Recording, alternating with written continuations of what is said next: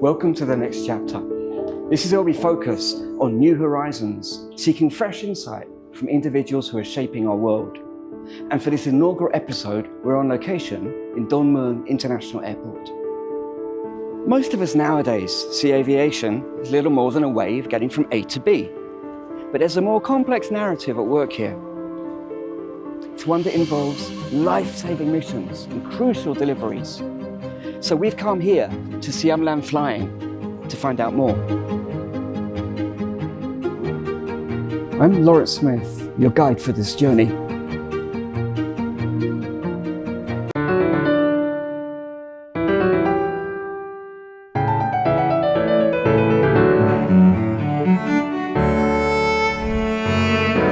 So we're sitting down with Mr. Greg Martin, who's the Senior Vice President of Siam Land Flying. Greg, pleasure to meet you. Nice to meet you too. Let's begin by talking a little bit about yourself. Could you take us through your career path up to now? Okay, well, I'm from the UK. You might be able to tell from my accent. I started my career as a mechanical engineer, and I sort of got very quickly into the commercial side of the industry. Initially in general industrial environments, but then I moved into what I would call my aviation career, which is in supporting aircraft engines for the aviation industry. I went to work for a manufacturer of aircraft systems. I also then went to work for people who were involved in supporting airlines and business jet operators with commercial programs and such as that.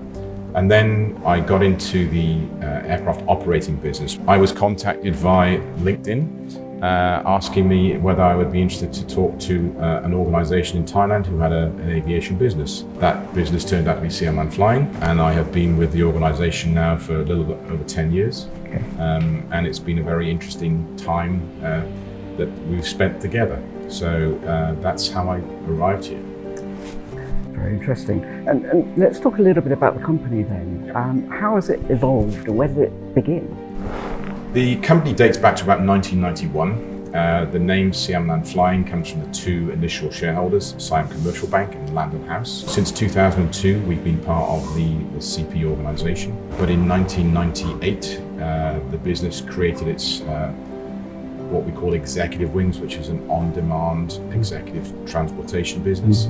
The subsequent year, 1999, Medical Wings was formed, which was I believe at the time, the first air ambulance in Thailand, one of the first in Asia. We have our own in-house maintenance capability. We also have private aircraft that we operate for owners and the principals who own those aircraft. And then finally, the last piece of our puzzle is we have a ground handling business, which is, you might be familiar when you get to the airport, you see all these people moving around the aircraft. That's ground handling. So we have a business in Phuket International Airport. We are very proud of what we've achieved there because we believe that we've created a new standard in the industry for this region. And part of a very large and very diverse conglomerate. Diverse and very large. I mean, we are 110 people, and obviously CP is hundreds of thousands of people, so we are extremely small, but we're privileged to service many of the senior management within the corporation. So they are highly aware of us. Sometimes the group is so large, we struggle to keep up with who is from which division and so on, but we provide those services to CP as well as to obviously other commercial clients. Are there any other ways that the company overlaps with other parts of the organization? I think that's increasingly relevant because everybody in the world is concerned by the climate changes. So the industry is trying to improve its carbon footprint by many actions, and one of those actions is a drive towards what's called sustainable aviation fuel. Sustainable aviation fuel is basically made from waste product, and it is a drop-in solution to replace Jet A1, which is an oil-based product. The reason why that overlaps with CP is that many of the feedstocks which are anticipated for the future of sustainable aviation fuel are actually agricultural waste. And to that end, last year, CP and Airbus entered into a memorandum of understanding associated development of sustainable aviation fuel. We hope that can lead to something very important for our industry in terms of improving its carbon footprint. Are there any other ways that the company is able to contribute towards the CP Group's sustainability mandate? I think we are very conscious how we do things within our operation. For example, our operation at Phuket, we use fully electric vehicles and equipment on our ramp. Traditionally in the aviation sector, those are diesel-powered vehicles and equipment. From the start, we've been very conscious of our footprint. Let's move a little bit along towards executive wings as one of the strands of the business. What is your predominant customer base there? It's changed a lot since COVID. Pre-COVID, most of our business was dominated by Western tourists, and our business is still very seasonal. So we have a high and a low season, generally aligned to the tourism season. So mostly bringing people in. Or moving them around. Very often we will connect with flights out of Suvarnabhumi where people have come on a long haul flight in business or first class. It does save you a lot of time and inconvenience. You don't have to go through many of the same procedures as you do if you're a commercial airline passenger. The objective is to move the client from point A to point B when they want it, in a manner and a style that they enjoy the experience, and do it in a very safe and controlled manner. And I'm proud to say that amongst the environment that we are working in that sector, we are considered to be a very high standard service provider, a very reliable service provider, and also a very cost competitive service provider. So many of the clients that we serve, which are what I would describe as aggregator brokers, they book on behalf of clients. We are often their first call because they like to use our service. Okay. How competitive is it as a sector? It's very competitive. It's very high cost, but there is a very significant number of people who provide this service. And to be very truthful, the level of demand that is in the region is far below what you would see in North America, Europe, or even the Middle East. So we're still in this infancy stage of the market in Asia. But yeah, it's something that we have to work on as an industry, but also as a company to try and get more people aware of what we can do and why it's of benefit to them. Right. It's really encouraging to hear that it's such a popular choice for your client base. We're proud of what we offer. I mean, I'm sure we'll talk about what the future holds for us, but at this moment in time, I would say that we can count ourselves amongst the top players in the market. How have you differentiated yourself in that way? I think, we're very proud to be Thai, and Thailand's reputation amongst visitors in particular is high levels of service, fantastic food, interesting destinations to visit. We've focused on those core things. When we constructed the facility in Phuket, the building on the outside looks quite contemporary, and it is something that suits the purpose. But inside, the design is very contemporary style Thai. We have uniforms for our staff which are practical to work in, but are based on traditional style of Thai dress. So we celebrate that. When people arrive at our facility, they are offered typical Thai drinks and also Thai food and desserts. You have no doubt where you are, and I'm very proud to say that the team have achieved that and are highly regarded by the people who use the service in Phuket. Terrific. Okay. So moving on to the medical side of the business, how did that come about? It's quite different. Well, I think most of us understand that Bangkok is a huge medical centre with exceptional capabilities, and it has been for a long time. They're constantly improving day by day.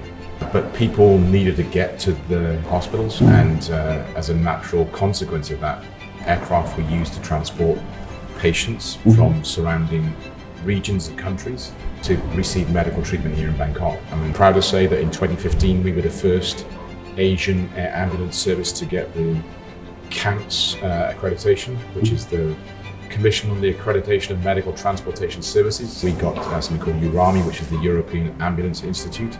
So we have a lot of complexity in the cases on that basis.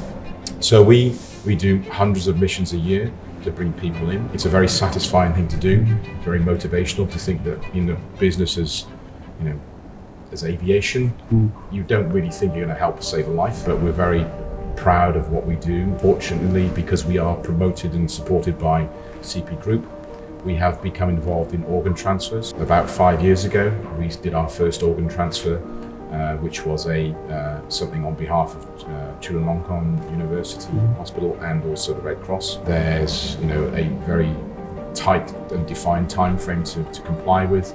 So they are challenging in that respect, but at the same time, the reward is that we know that we've helped someone to survive. And we were acknowledged by the Red Cross last year for our contribution to that, because we're very privileged that the CP Foundation supports that for us.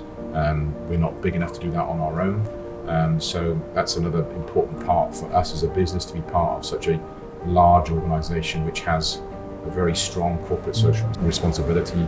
It's a remarkable service. Yeah. I'm just trying to think through the logistics of it though. I mean, just the ability to assemble the team. Yeah. And we often get less than 1 hour notice. Right. So to get everybody together, and then the timing on the ground, the medical team has to work quickly. We have to move people around the region very quickly to get back to Bangkok. And there's a number of hours. I think the number's 4 hours between the organ being removed, certainly a heart, and it being put into the recipient's body. So very much time pressure, very little notice, and the team pulled together. Something I'm incredibly proud of in my association with the company, and I think it's something that I believe CP's proud of what we do as well. I'm sure. I know they've mentioned it quite a few times to me, just how proud they are of that. Looking ahead, so many wonderful achievements up to now. Where do you see it over the next 10 years or so?